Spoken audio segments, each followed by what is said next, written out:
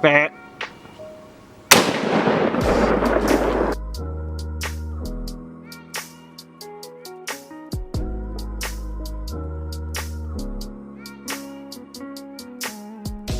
Hey guys, Matt here. Hoping everyone has a great season, and remember, always shoot what makes you happy. Hey, what's going on, everybody? Stephen DeBoard. Just reminding everyone this season, shoot what makes you happy. Almost forgot to say, remember, shoot what makes you happy. He's not a giant, but boy, I'm telling you. What's up, everybody? It is October 9th. Finally got a good wind to put my tree stand. It's actually the youth weekend here in Kentucky. That's why I'm wearing my orange. But got a good wind coming out of the southwest, west. It's blowing right perfect in my face. I'm sitting in this tree down here. So hopefully everything pans out right. I've got plenty of movement at this spot. So we're gonna see how it goes. Got scrape that's over here next to one of these trees that's right off from my stand. So hopefully we can catch one coming by checking it out. It's nice. It's mild outside. It's only about 65 degrees. So should be a good evening. We'll see how it goes. Hopefully my target buck will show up. So let's see how it goes. Alright, I just got up here.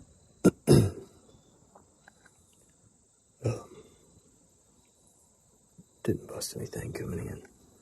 I've been getting pictures early. Mainly does, but I have had the bugs coming in before daylight, so hopefully they're still moving that way. Wind's blowing right in my face. Just coming right down. There's a ridge right behind me here. There's a creek down in there. They travel along here all the time. They either follow the edge of the woods in the field, or they kind of skirt the edge of this ridge line, which is right here behind me. I've got a shooting lane right here if I need to use it. But hopefully they're coming up in front of me.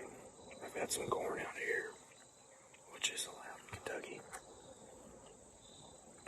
Mainly the corn's out just to draw them in and to keep them coming through this area so I can see them on the camera. So, got my safety harness on up in the tree. So, that's safety's number one when it comes to hunting in a tree stand. I hope everybody out there does the same thing. I see too many times of people falling, either getting hurt or not getting hurt. It doesn't matter. You need to wear your safety harness. There's people at home that depend on you. So, we gotta get this going. The acorns are falling like crazy around here. I've got several trees around me with them, so I got my pay dirt. Gonna hang it up. I'm getting ready to put some of the nuts out, which is an acorn smell. So let's keep this going and hopefully have some good video.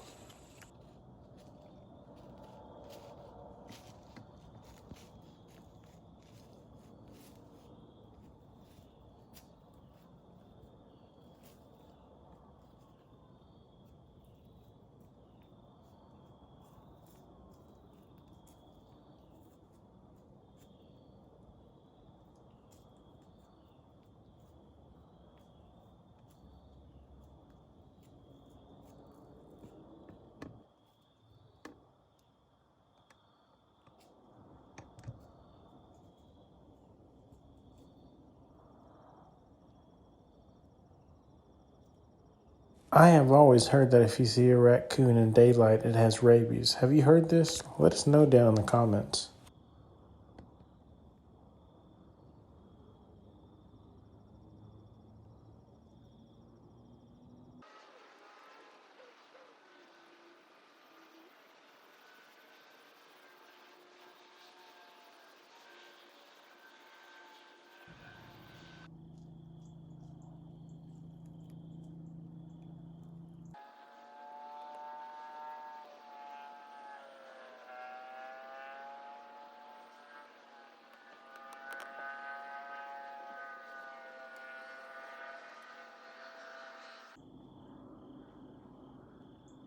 So right here, Chris is waiting on this buck to step in directly in front of the camera. Once again, we almost always are self-filming. For some odd reason, I don't know if the deer just didn't feel right, something spooked him, whatever it was. But if you pay attention to that top left corner, you can actually see him turn and start to walk away.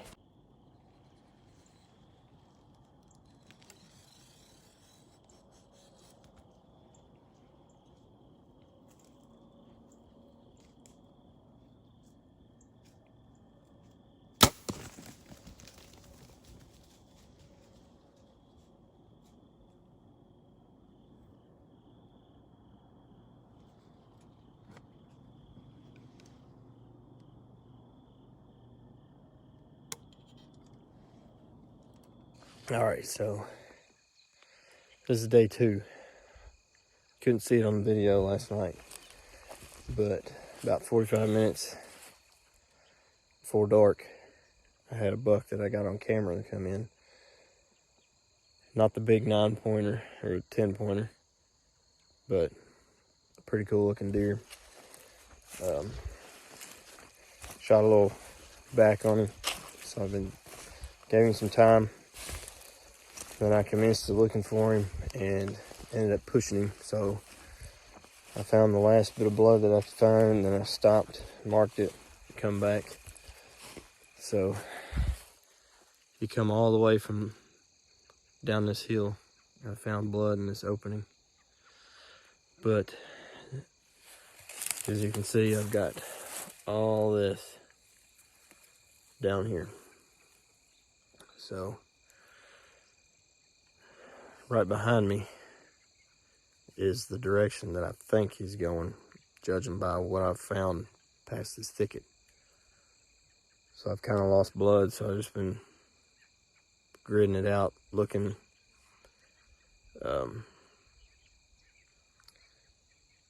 Just racking my brain trying to figure out where he would be. So I think I got a little bit in the guts on him. So there's a creek down the hill, so I'm gonna try to grid that off, search down in those woods, see if he possibly went down towards the creek area, because they say if one gets hit in the corn crib that they'll go looking for water. So hopefully that is the case, because those woods aren't very deep to the creek, probably only about maybe 70 yards from the edge of the field to the creek of woods. So I should be able to zigzag that. So we will see. I'm going to see if I can find any more blood over here that I couldn't see before. So stay tuned. All right, been here for about 30 minutes. Did what I said I was gonna do. Started zigzagging, making my way towards the creek. There he is. Surprisingly, the coyotes haven't got to him. He is kind of swelled up though and stiff, so we're gonna take some pictures and check him out. We stay out of it just to keep the pressure off the deer, leave this like a little sanctuary area for him. There's plenty of deer signs out here. I was looking for him. I mean, there's buck and doe poop up there. I mean, there's rubs everywhere you look.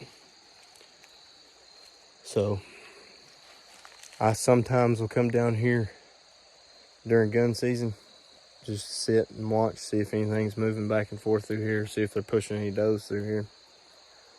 But just goes to show you to listen to all the information you can get from people who's hunted longer than you have, because just like my dad said, he'll go to water. And sure enough, he wasn't 10, 15 yards from it. So I got down in this field. There's another path right up here to the left of the other road I was talking about. And I could see some white. First I thought it was a rock, because there's a bunch of white rocks down here, but the closer I started getting down, I started seeing brown. So I was starting to lose a little hope because I lost blood, but definitely excited to find him. Unfortunately, you know, the meat's probably spoiled because it got pretty warm today, and he's been sitting for just shy of 24 hours. So I'm gonna cape him out. So I'm gonna ease my way up to my truck and get it down here since I can get to it, because he is heavy. So go get my truck, come down here, start caping him out, and get this dude to the taxidermist.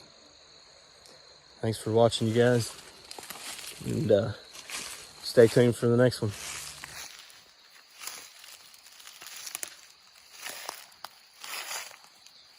There he is. You can tell he stood right here for a while, thrashed around before he finally keeled over. My shot was a little back and a little high, so I think I got the artery in his back.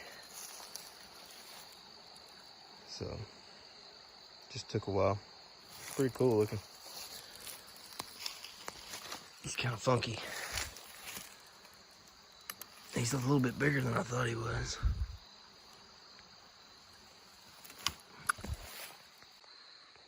Whew, this boy's heavy. It looks like,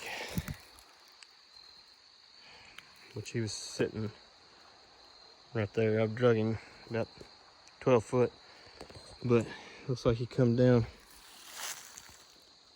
I'm thinking there's a road right up here, so he may have took it just path of least resistance. This is just a small area down here next to the creek that runs through our farm. We usually stay out of it.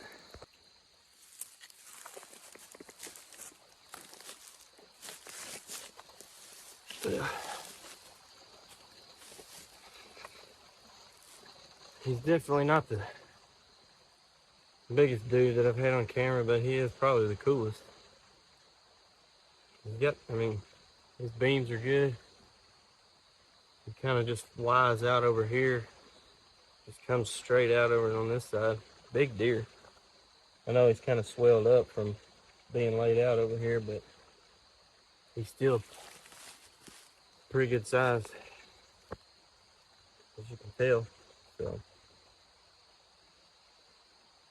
it's still a nice deer. It's unfortunate that couldn't get to him earlier just because of the shot. That's bow hunting for you. It happens. So he's pretty cool. So I'm gonna go ahead and cape him out, take the head out, tag him. Probably get this dude mounted. He's pretty cool.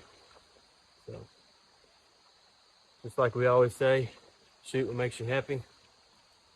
This dude was pretty cool when he come in, so I decided to make the shot on him, and I'm pretty tickled. So good luck to everybody else, and have a good season.